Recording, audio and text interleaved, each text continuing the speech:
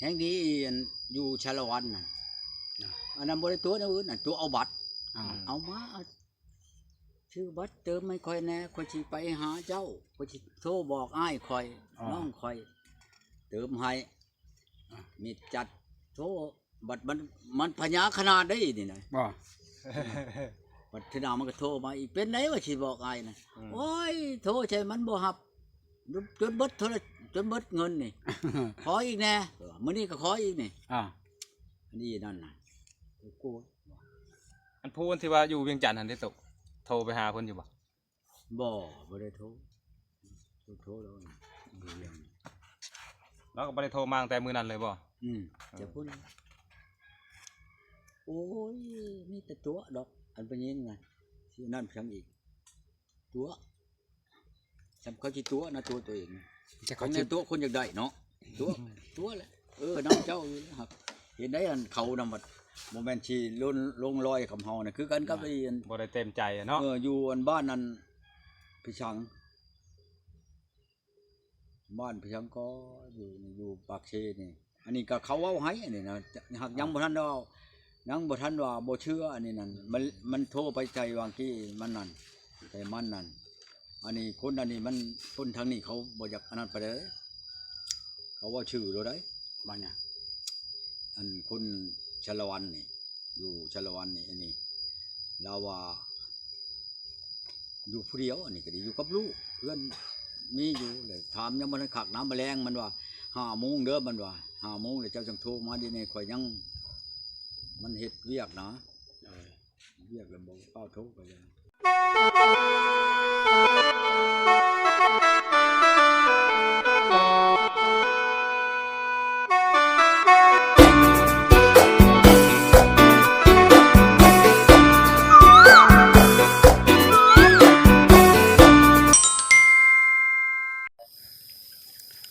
กับสบายดีหรือว่าสวัสดี FC พังไทยพังลาวหรือว่า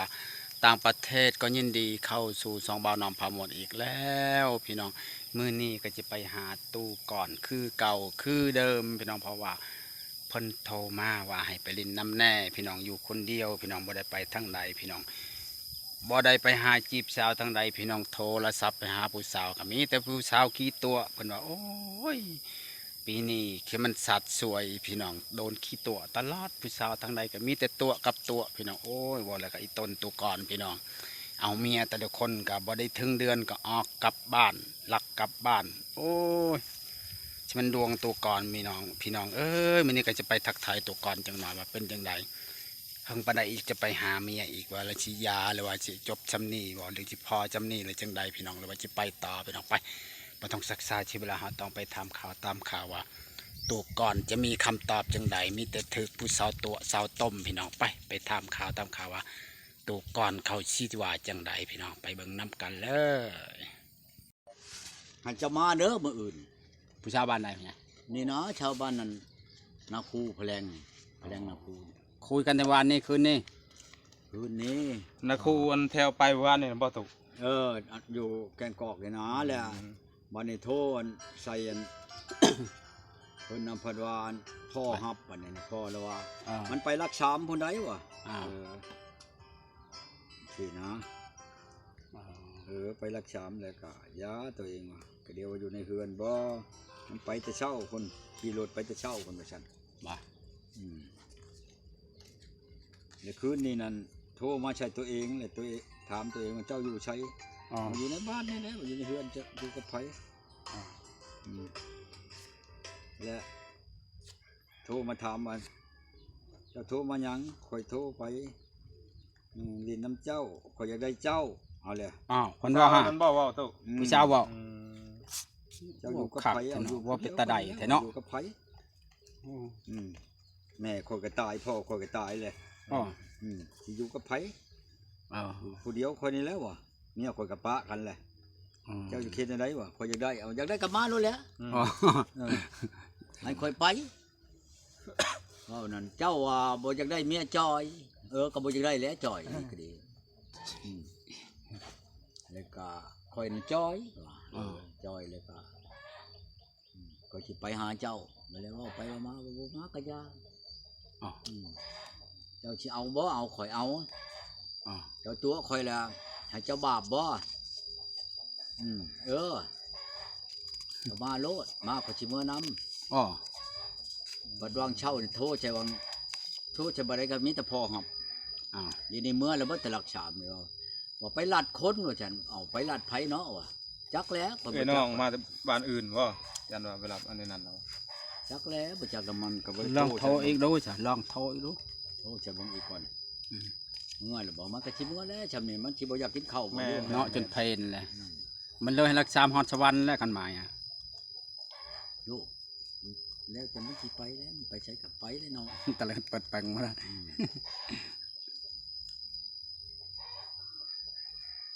จักมันยังก็เบิ่งมันลืมแล้วโอ้นี่น่ะเบิ่น สงบดีนี่เนาะอยู่ อยู่แบบประตูนี่ เงียบเด้อ อืม อืม เงียบแล้วคนมักเงียบเนาะก็อยู่ ข้ แบ ก็ บเงียบ อยู่แบบนึงมันสงบดี อยู่แบบส่วนตัวไปเนี่ยก็คักแล้วบ่ได้วนวายกับผู้ใด หมู่บ้านก็คือว่าแล้วอะไรคึกคักยังแม่นยังเท่ามันยังแล้ว แห่งนี้อันอยู่ชาละวันน่ะอันนั้นบ่ได้ตัวอื่นน่ะตัวเอาบัตร อ้าว เอามาเอาชื่อบัตรเติมไม่ค่อยแน่ค่อยสิไปหาเจ้าค่อยสิโทรบอกอ้ายค่อยน้องค่อยเติมให้มีจัดโทรบัตรมันพญาขนาดได้นี่นะ บ่ บัตรธนามันก็โทรมาอีกเป็นไหนว่าสิบอกอ้ายนะโอ้ยโทรใช่มันบ่รับจนเบิดโทรจนเบิดเงินนี่ ขออีกแน่มื้อนี้ก็ขออีกนี่ อ่า อันนี้นั่นน่ะกู อันพูนที่ว่าอยู่เวียงจันทน์หันได้ตกโทรไปหาเพิ่นอยู่บ่ บ่ได้โทรโทรแล้วนะเรื่อง แล้วก็บ่ได้โทรมาตั้งแต่มื้อนั้นเลยบ่ จะพูดเลยโอ้ยมีแต่ตัวดอกอันเป็นยังไงที่นั่นเพียงอีกตัวจำเขาที่ตัวนะตัวเอง จะ เขา เขา ใน ชื่อ ตัวคนอยากได้เนาะตัวแหละน้องเจ้าอยู่นะครับเห็นได้อันเขานำบัดโมเมนต์ที่ลงลอยคำเฮานะคือกันกับไอ้อัน บ่ได้เต็มใจอะเนาะ อยู่อันบ้านนั้นพี่ชังบ้านพี่ชังก็อยู่ปากเชนี่อันนี้ก็เขาเว้าให้อันนี้นะหากยังบ่ทันว่ายังบ่ทันว่าบ่เชื่ออันนี้นั่นมันโทรไปใจวางกี้มันนั่นแต่มันนั่น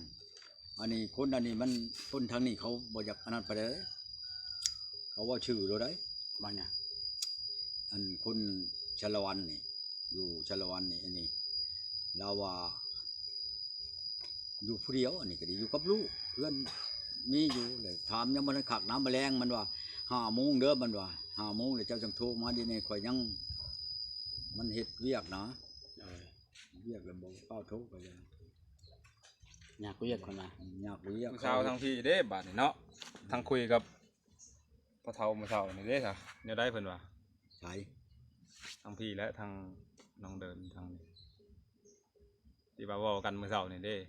เพิ่นว่าแนวใด กับมันพอเท่าตัว จัก นั้น แม่นเนี่ย มันก็ว่าชีน้ำมันนั่นแหละน้ำมึงผู้เช้านั่นแหละ เราเว้านำบ่ยากได้ยินมื้อเช้านะคันว่าเรามาก็สิพาไปเลยแล้วเว้าในนี้เจ้านั่นแหละว่า ให้มันไปเบิ่งเสียก่อนบ่อนมันอยู่ผู้จักบ่อนมันอยู่เสียก่อนแล้วเขาจะไปชู เราฮู้แล้ว กัน เพราะว่าคันเจ้ามาปุ๊บนั่นก็ไปปั๊บโลดแล้วเราฮู้อันทางฮู้ ฮู้แล้ว บ่อนมันอยู่บ่ แม่น บ่ เรา ยาก ฮู้เวลาจะบ่ถามว่าเจ้าฮู้อยู่บ่ต้องถามเราว่าเจ้าฮู้อยู่บ่บ่อนเราอยู่เราฮู้บ่อนเราอยู่ครับ แล้วเว้าได้ ครับ แต่ถ้าบ่มีเวลาไปหาเรา มันหลับเด้ หน่อย ไปบ่ได้หมื่นนี่เดือนดับ เนาะ คุณแล้วกันว่าได้ไปกันแม่นออกไม้คำนึง บ่ยากดอกหรอกครับเรามาก็พาไปเลยนะเราบอกแบบนี้ พาไปที่ไปโลดคือกันกับอันเช้าเว้าเช้านี่นั่นเฮาบ่ไปนี่น่ะเอาอันไก่เอายังมาต้มกินแน่อันไปต้มชูมันกินในเฮือนบ้านนั่นคันว่า โอ้ย มันก็บ่ติว่าเท่าบ่นี่หยังคือกันกับอันนี้แหละเฮาโทรไปเช้านี่บ่ติเราอ่ะเพราะแต่ว่าใจโกงกันหักข่อยยันแต่เจ้าตีข่อยตีหยังตีลูกข่อยหลายฉาบคนพุ่นโอ้ย ลูกสาม ใหญ่ คน ไปได้เลยบ่ทันใหญ่ไปได้แล้วอ่ะผู้ใหญ่ชุมชุดน่ะมีแต่8 ปี อ๋อ ข่อยหากันปะผัวอัน อ๋อ ปีปลายนี่เราอ่ะ อ๋อ ผัวข่อยเอาอันเมียน้อย คือชินมมาพ่อใหญ่ ฮะ อายุลูกละ3 คนคือชินมเนาะ เอาอยู่เช้าปลายนี่นะ ก็ทำพอดีเนาะ บ้านนี่แหละไปทำงานอยู่พักผู้แล้วพระกรุงเทพผู้แล้วเราผัวข่อยน่ะไปแล้วก็มีผู้แก่ผู้เช้าก็เอากันอยู่พุ่นเลยเราบ่ได้มาเลย อ่า ก็พ่อแม่มันเนาะมาเชียร์อันค่าฮีดของนี่ให้ข่อยแล้วข่อยก็ย่ามันว่า อ่า ขาดก็พ่อมันว่าพ่อมันเลยเว้าแล้วเราอ่ะอันข่อยอยากเอามานี่ได้บ่แล้วแต่ลูกเราอ่ะลูกว่าไปแล้วก็ไปข่อยก็มีอยู่คนใช้คนอันนั้นอยู่ในเฮือนนี่ลูกชายลูกไผ่เราอ่ะ อ่า บ่แม่นว่าบ่มีดอกมันนั่นก็มีลูกอยู่2 คนว่าพวกนี้น่ะนี่นะอยู่บ้านนั่นแพลงนาคูนี่ อ่า ไปลบมากก็ได้ดอกนี่นะคือกันกับอันมอนอยู่นายอนน่ะอันจันกงนั่นให้ตัวมาโลดเต็งหับประกันเรื่องเมียนั่น ไปเอาไปโลดมาหาเต็งโลดมันว่าสิ อ๋ เนาะ อต้อง มาแล้วเต็งสิพา ไป ตัวไปหาเอาได้นะมันว่าปัจฉิตายถูกพยังมัน เรา ว่า ทำประกันให้เลยเนาะบ่ได้ เต็งหับประกันมันว่า เออ เป็นตัวมานั่นแล้วถือเงินมาแล้วโอ้ยขอแล้วก็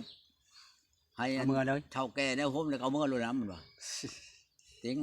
ว่าง่ายแต่เนาะ จานกงของนาบ้านนั้นนากระปงมันบ่นายุมนายอนแถวอันนี้นั่นบ้านน้องเป็ดบางปัดนี่ตัวเองไปทั่วบริเวณนะเมืองอาจจะพรนี่ เอาไปทางนี้เห็นได้มันจังสิได้จานมาเฮามันจะความห่วย ไปพุนมันว่าไปอาจจะพรพุ่นมันเกี่ยวมาทางนี้มันสิไปความในใจฮุกเชนะมันว่า อ๋อ มาโลดโหดถามหาเฮือนเตงโลดมันว่าเนี่ยมันสบายแล้วว่ะมันเอิ้นเอาใหม่ก่อนถึงสิไปว่ะเอาจักมันสิไปทางไหนแล้วบัดมันไปเอาบัดมือมันเอานี่ก็จักมันสิเอาอยู่ใช้แล้วนี่ ถ้าเอาแล้วมันเอาแล้วอันเดือนออกมานี่น่ะอันเมียน่ะบ่ได้ว่าสิไปรอ เดือนออกใหม่สิมาเนี่ยบ่ตุ เดือน8นี่แหล้วอันนี้เดือน7ลาว ตอนมันเข้าบัญชาได้เนาะใหญ่ มือเดือนออกมานี่เขาประชาแล้วเขาก็ของเขาประชาก็บ่แม่นสิออกใหม่แล้วเขาพุ่นเพ่งแต่เพ่งไปพุ่นเดือน8 แม่ เพ่ง น ไปพุ่นฮอดเดือน11เพ่งพุ่น3 เดือนเฮ้ยเขาประชานี่3 เดือน อันนั้นแล้วอันเขาลำใช้กันนั่นหมอพญาหยอง ทำไม่ได้ ลำว่าอันนกเหลืองเข้าพักอันเข้าห้างพักไข่นั่นนกเหลืองเข้าในห้างพักไข่นั่น3 เดือนพุ่นจึงได้ออกแต่ห้างนั่นไปได้จังไปได้เฮาหักบ่จักนะพญาเขาเอาใช้กันนั่นพญาถามได้นี่ไดนกเหลืองนี่เข้าพักอันพักไข่อยู่ในห้างนี่3 เดือนคันว่าไก่บ่เป็ดบ่จำบ่ได้ฮอดเป็นนกหนูผู้ปีกนี่อื่นบ่ฮอด3 เดือนอันนี้3 เดือนจึงได้ออกแม่นยังว่าชนะหมอลำผู้หญิงถามหมอผู้ชายบัดนี้หมอผู้ชายก็โยนกยังดีว่านกเหลืองใช่บ่ว่านั่นบ่จักชาอัญญคูน่ะเข้าอันพรรษานั่น3 เดือนเพิ่นจะได้ออก ความหมาย เหลือง เนาะ นั่นเขา ความหมายคือแนวนั้นเนาะตัวเนาะ แปลว่า คือว่านกเรือง ก็บ่ได้เว้าแจ้งว่าเว้านก น นกเหลืองเข้าในห้างผักไข่ว่ะ3 เดือนเพิ่นจะได้ออก เราจะวันยาคู อ เข้า อก บัญ จา ชาก ห้างน่ะบ่จักว่าญาคูน่ะเข้าพรรษา อันนี้เนี่ยถามแล้วว่าเอาแล้วว่านี่โอ้ยอันตัวผู้อยู่นอกกันอย่างงี้นั่นเขาว่าเนี่ยพอจะเข้าไปบอกหมอผู้ชายไปนะครับมันบ่หานวอกเนาะหมอนี่ก็ฆ่าได้นกหยังบัดแล้วจังว่า บ่ว่าเขา มันยิงจังบอกให้นั่น เฮาบ่ฮู้กันเด้อ นั่นแหละจังว่าก็น้อยคนแล้วรู้จัก แม่น นกเหลืองเข้าในห้างผักไข่3 เดือนพุ่นจึงได้ออกมาจากห้างจากเฮือนนั่นญาคูก็ได้เข้าพรรษาแล้วก็บ่ได้ไปนอนวันชั้นคาบ้านอื่นเมืองอื่นก็บ่ได้ แม่น คันบ่ออกพรรษาพุ่นเดือน11เพ็งพุ่นพุ่งไปแค่ไข่แจ้งพุ่งจำคนไปไหวเจดีย์ประธานใหญ่เพิ่นว่าอยู่บูเทียนพูดใต้บูชาเจ้าโนพุทโธบ่แม่นว่าธรรมดาไดคนเฮาจะว่าหลายเหลี่ยมหลายถามหลายอันหลายอย่างผู้ฮู้จักก็ฮู้จักไปผู้บ่จักแล้วก็ชมเทนั่นแหละเรื่องมันปัญญาเนาะมันยิงผู้ชายลำใส่กันนี่โถเรื่องอันปัญญาเนาะปัญญาเรื่องอันลำนกกระจอกเป็นบ่เรื่องว่าโอ้ยเบิดชั่วอันนะ เฮานี่แต่ว่าสิเล่าเรื่องนิทานนี่ได้เบิดชุดนิทาน เล่าให้ฟังหน่อยเด้อตุ